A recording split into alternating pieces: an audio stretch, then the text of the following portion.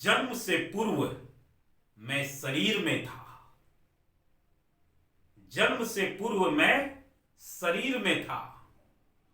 जन्म के बाद भी मैं शरीर में हूं। जन्म के बाद भी मैं शरीर में हूं और मृत्यु के बाद भी मैं शरीर में रहूंगा। मृत्यु के बाद भी मैं शरीर में रहूंगा।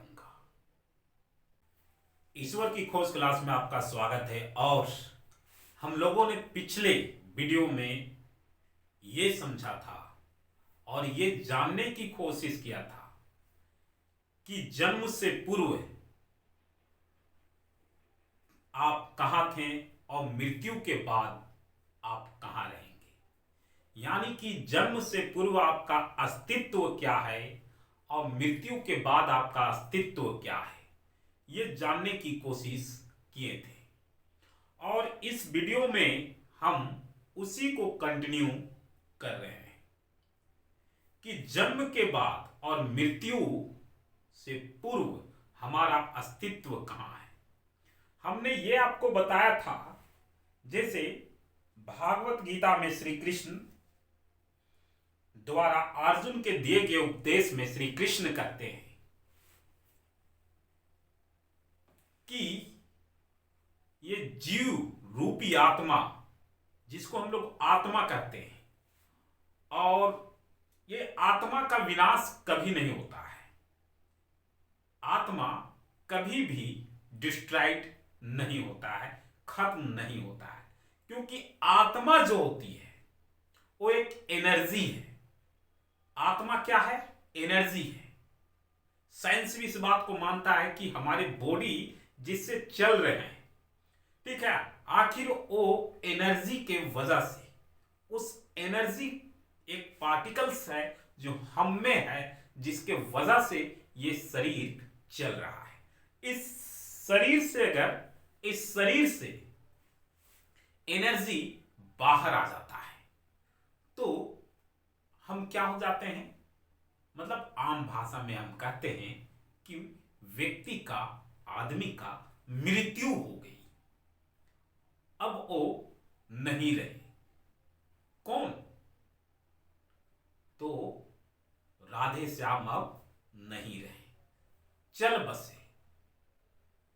जब राधे श्याम नहीं रहे, चल बसे, यानी कि अब जो वहां पड़ा हुआ है वो राधे श्याम नहीं है। उसको क्रिएट जो बॉडी में था, राधे श्याम की जो बॉडी में राधे श्याम जो था, जिससे वो क्रिएट हो रहा था, चल फिर रहा था, बोल रहा था, अब वो नहीं हो सकता है, डेड हो गया।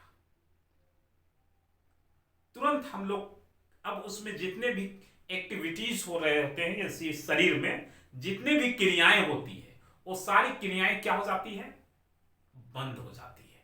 अब कोई भी क्रिया शरीर में नहीं होने लगता है। जब कोई, जैसे कि मान लीजिए ना, आप सिंपल सा भाषा में समझ सकते हैं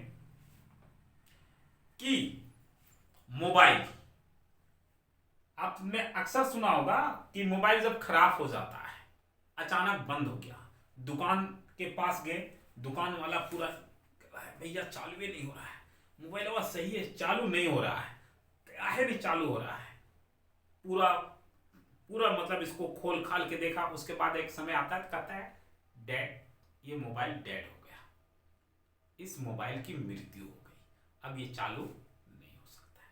अब इस मोबाइल का कोई वैल्यू रहा? कोई वैल्यू नहीं। एक खिलौना इतना भी वैल्यू नहीं रहा। तो एक व्यक्ति का वैल्यू और उसका अस्तित्व उसके शरीर में तब तक है, उस शरीर का अस्तित्व तब तक है जब तक उस शरीर में जो है जीव, आत्मा रूपी जीव जब तक शरीर में है, तब तक उस शरीर का अस्तित्व है। जैसे ही वो जीव हमारे शरीर से बाहर आता है, उस शरीर का अस्तित्व जो है वो खत्म हो जाता है। तब श्री कृष्ण भागवत गीता में कहते हैं कि हे अर्जुन, तुम जिसके लिए शौक कर रहे हो, तुम जिसे अपना समझ रहे हो, ना तो वो तुम्हारा अपना है, ना तुम उसके लिए शौक करो, क्योंकि तुमको लगता है कि तुम उसे मार दोगे, तो ये गलत फहमी है भैया। तुम उसके शरीर को खत्म कर रहे हो।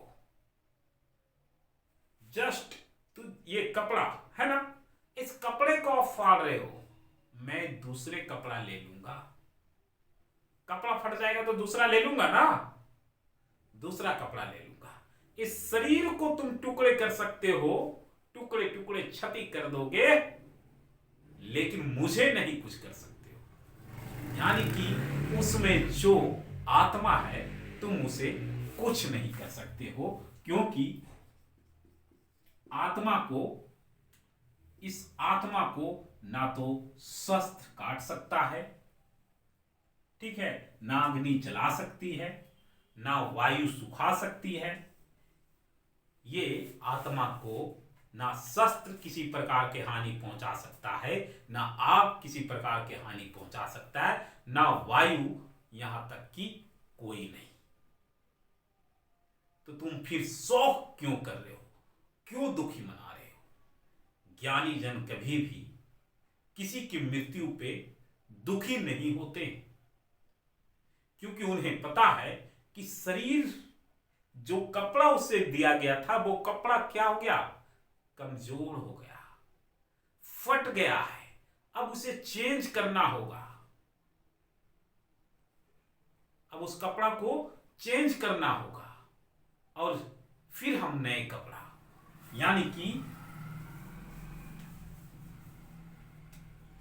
यहां से निकल के, इस कपड़े से निकल के आपको जो है, इस कपड़े से निकल के इस दर्पण की ओर, इस दर्पण से निकल के इस दर्पण से निकले और फिर इस दर्पण से होते हुए इस दर्पण में आए। कहने का मतलब एक बॉडी को आप छोड़े और दूसरे बॉडी में आ गए। आप क्षण भर के लिए भी, क्षण मतलब समझ रहे हैं ना, सेकेंड के लिए भी जो है आप बिना कपड़ा के, यानी बिना शरीर के आपने नहीं रहा, क्योंकि आप एक शरीर छोड़ते हैं और दूसरे शरीर को धारण करते हैं। जब आप इस शरीर को छोड़ते हैं तो एक सूक्ष्म शरीर को धारण करते हैं, फिर उस सूक्ष्म शरीर को छोड़ते हैं तो एक नए शरीर का धारण करते हैं। यानी ये अनंत अनंत युगों तक जो है होते रहता है। बस फर्क इतना ही है, ध्यान से सुनिएगा, बस फर्क इतना है, जिस प्रकार बचपन की बातें हम भूल जाते हैं, ठीक उसी प्रकार अनंत अनंत जन्मों की बात भी हमें याद नहीं रहती